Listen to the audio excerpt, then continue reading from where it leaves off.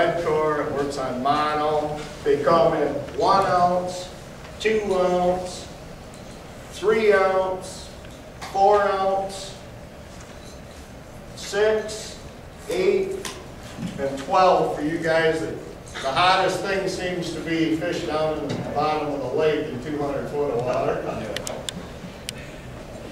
Okay? They come in a variety of different weights. So. Ireland? No. Or Well, work on Ireland? I don't work on everything. They've Training more depth out of it? right. Yeah. If you're you know, if the fish are down 100 foot and you're not even getting close to them. Last year at the Grand Haven tournament, we wound up taking second. We made him reel everything in. That's Mike Harvey. He's your next speaker. 450 copper with the 4 ounce on it. And those were our best 2 rods. With a big paddle that's going around, a big white paddle. 120 maybe, 140. The bites on our riggers were coming 120 to 180 down. So it's someplace in that vicinity. Mark Romanak has, you know, that little flip chart he has that tells you the different depths and stuff. He's got it in there with the smaller weights because they weren't available prior to this middle of last year. So it took forever even to get them in the charts. But I'm not too sure that his figures are real accurate because he's saying that it's only like 40 foot down on a full core. Well, a full core is almost 40 foot down to begin with, you know. And I'll make mention of these. Excuse me.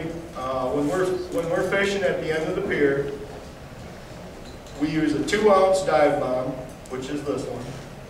It's a bright orange. It's a little bit redder. The 4 ounce. We let one color out, put the 2 ounce dive bomb on it, let another color out, we'll troll it with 2 colors out. Then we'll troll another rod. This is off the back of the boat when it's crowded now. We'll run another rod off the back of the boat, 4 full colors out. We'll have a 5 color and just let the other one straight out the back. Leave a color out of the water. It'll probably usually be at the rod tip, and the 4th color is just touching the water out there. And when we fish at the end of the pier, this is a fall thing. Now I'm going to start off and kind of go through the season with you anyway. But as you turn, one of them's under the other one, so you can do any kind of turn you want because the one has a dive bomb on, the other's 4 colors, and up higher, you can do a 180-degree turn and they won't tangle each other. And basically, we don't fish with a lot of lines in the water at that point. But first of all, I'd like to say that there's these 3 situations where you'll find the fish hanging around. First of all, they have a comfort zone. It's just like you going in the house. Oh, it's freezing in here. You flip the heat up. Hot in the summer, you go in the house, turn the air on. It's a lot like deer hunting and turkey hunting. It's pretty much the whole thing is paying attention to details. What you want to do is the comfort zone for them. If they don't want to go there, just like deer and turkeys, I don't care what you do. If they don't want to go there, they're not going to where you expect them to be. So, and the problem with a comfort zone for a fish, they can't go in the house and turn the heat up or turn the air on or whatever to get comfortable. Right now, they're out in deep water. Everybody thinks they're all at the bottom of the lake. Well, I'm telling you right now, they're not at the bottom of the lake. There's some there, there's all up and down the lake. The temperature, water is most dense at 39.7 degrees. That's where it sinks. It's more buoyant on either side of it. Right now, if you went out and checked the temperature out in 120 or 200 foot of water, probably on the bottom, it's going to be about 39.7 degrees. If you look at your Coast Watch, I would look at it today. I saw one place that was 39 degrees, and that was just just up by Escanaba, northeast of Escanaba, out on a reef or something. But those fish, that's why everybody's talking fishing down deep all the time.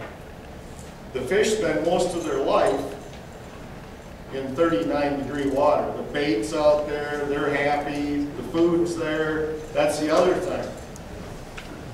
The food has to be there for them to hang out in any given place.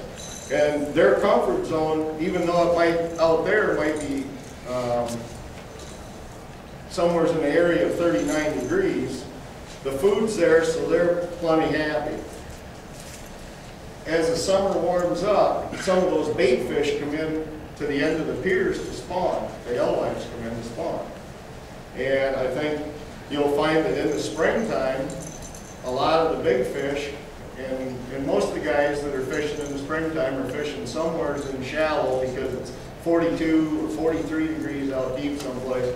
Even though the fish can be just fine out there as far as temperature goes in their comfort range, the bait fish isn't there.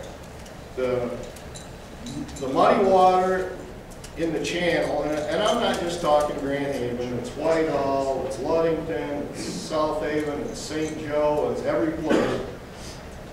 Because the water's darker, what's going to happen? It warms up quicker than the rest of the water around.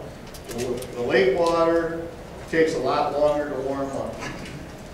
As the alewives start moving into spawn, they pile up in that dirty water because it's the warmest and most comfortable. So what happens, I use the analogy, the old country buffet. You don't see many skinny people at the old country buffet. Well, you don't see many old country buffets anymore either, but they probably eat about a house at home. It's the same deal with the salmon in the spring and everything else. They come in there, they know where the food is, so where are they in the springtime? They're in there to eat the alewives that are coming in the spawn. And I don't usually get my boat in water till maybe around turkey season, like the 4th week of April anymore. I used to go in early. We had cohos, we had kings, we had massive plants back then, just face it, you know. The plants are way down, but the fish are, you know, the fish aren't too bad. You know, you still catch the heck out of them. 3 or 4 years ago, were you fishing with Swanee then, when it was like limits out in April? Yeah, I was on opening day of turkey hunting and shot a turkey in the morning, went out at 10 a.m. and by 1 we had, I think, 21 in the box. Ended up killing almost 200 fish by May 1st. In just that 2-week period, well, not a boat anywhere. I'm just going to give you a little heads up on this too. This might be a good year for that because there's no ice cover on the lake. And it seems like when there's no ice cover on the big lake, you get a lot more early big kings in front. Okay. The spring fishery, if you want to know what's going on, I'd say the easiest way to do is look up the Grand Haven Steelheaders webcam, and you can see who, you know, what's going on in front. If it's a live shot, see if there's fish or boats fishing all around in the front. Another thing to check out is what guys are on the end of the pier. If they got their rods sticking up all the way around the end of the pier, and there's a lot of them, that's a good indication to you that there's some action in there, okay? I mean, you can take off and go way out, but it's been my experience that in the springtime, if you go way out and fish up high where the warmest water is, what are you going to catch? A bunch of dinks. That's what you'll get out there. If you fish in the mud and they're there at all, and this isn't just for salmon. In April, there's a lot of guys at Muskegon, Holland, all over catching walleyes in there. You know, you get one of these nice balmy nights, don't be afraid to go out there and pull some number 18 Rapalas or something, or bomb or something big at night, because you'll catch walleyes really good then too. And one time, well, not one time, but several times, we used to go to, this is for the Ohio guy, we used to go to Huron, Ohio, walleye fishing. It was in June, I guess. About the 10th of June we'd go every year because the fishing would slow up at Grand Haven. And the same thing happened there. When I leave the dock, I've got my fish finder on. And as I go out the channel, if I see all the bait fish in red in the top 10 foot all out the channel, but the plug thing, and I'm going to tell you, if there's a lot of guys in there, what we do is we have 2 divers, 3 downriggers. The riggers are back between 50 to 100 foot back. And we go kind of fast. So what happens is the fish will be out maybe 30, 40 foot of water. Everybody's out there, and you'll see guys catching fish, and you kind of want to be where the fish are biting.